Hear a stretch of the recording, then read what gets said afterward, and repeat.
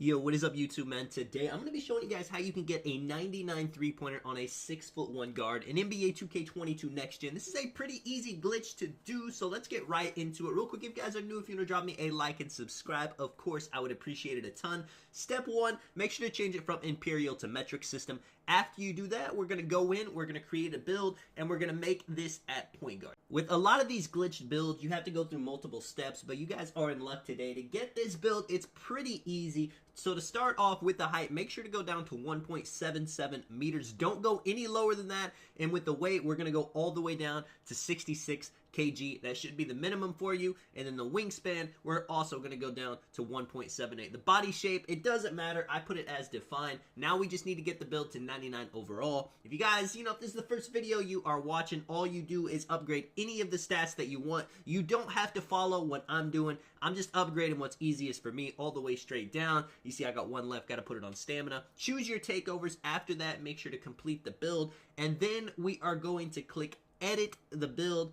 After you click edit the build, whether you're on PlayStation 5 and you press circle, or if you're on Xbox, just make sure to press B, go all the way back to the main screen, and we're going to change it from metric back into Imperial. And like I said, for a lot of these videos, we have to do this multiple times. But to get this build, we only have to do it once. So now that we are back in Imperial, go to the build, go to edit build. It should say 5'10", 147 pounds. If it doesn't say that, then you need to start over. You didn't do it right. Go down, make sure not to change the position, and you're going to see we can go up on the height. Once we start going up on the height, you're going to notice that the wingspan is one lower than supposed to be possible. At 6'1", you can now get a 6-foot wingspan. That gives us a 99 three-pointer. If you guys go in and try to make a normal 6'1", it's not possible to get this wingspan, and it's not possible to get a 99 three-pointer. Now, for actually making the build, you can adjust it how you want. So with the weight 155, you can actually bring this up to 164, and that's going to give you 85 perimeter defense, the ability to get gold clamps, and having 85 perimeter defense on this build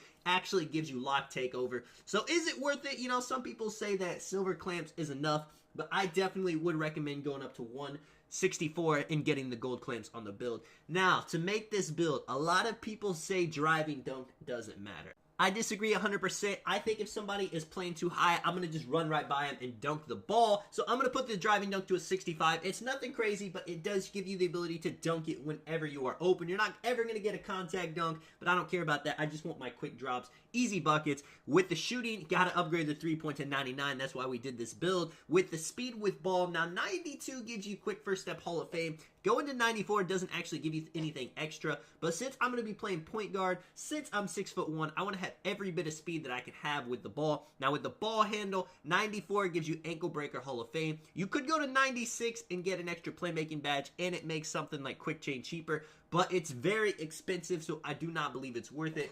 With pass accuracy, gotta have the gold bullet passer. You cannot make a point guard with silver. It's not enough. For most builds it is, but not a point guard. Now 86, 87, you see you can get bailout gold, needle threader gold. I don't think it's worth it though, so I'm going to keep it at 85. Of course, we're going to have max speed, max acceleration on a build like this, no question. Perimeter defense, we're going to go all the way to get the gold clamps. Like I said, you could get away with only having silver clamps, but you're going to miss out on lock takeover, and I think having 85 perimeter defense will help you get contests. Since you are a bit tiny on this build, with the steal rating, gotta have 90 for the interceptor Hall of Fame. And now I'm going to do something a bit controversial. I'm going to upgrade my block to a 54, get the Intimidator on bronze look. I know this build is not going to be a lock. It's not going to be, stopping giant 6'9" demigod players, but I want to have a chance. I do not want to get babied in the paint all day. If they're just constantly driving on me, I'm going to be going for pokes, but I also want to be able to get contests, maybe get a block here and there if they take a bad take. If you don't upgrade block at all, you're going to be useless in the paint. I think it's important, but I'll leave that up to you guys. You can definitely get away with not having block on a build like this. Put stamina with the rest of the points. And with free throw, as always, if you play Rec or Pro-Am, you're going to need it. If you only play Park, you can take that and put it somewhere else. And you see, man, we got every shooting badge on Hall of Fame except for difficult shots. We only have a few finishing badges, but it doesn't really matter. Like I said, the only reason we have the 65 driving dunk is if we beat our opponent, we can go to the paint and we can get a nice dunk animation instead of a weak layup getting chased down all day. I've played with guards that have no finishing whatsoever, and they can't do anything once they get to the paint. And then with the defensive badges, it's not bad. You know, you got some clamps, you got interceptor, you got pickpocket, you even got things like menace, you know, intimidator, bronze. You're not going to be completely useless on defense. Now with the takeovers, lock, playmaking, sharp, and shot creating. Obviously with the build like this, sharp takeover, probably double sharp takeover is the wave.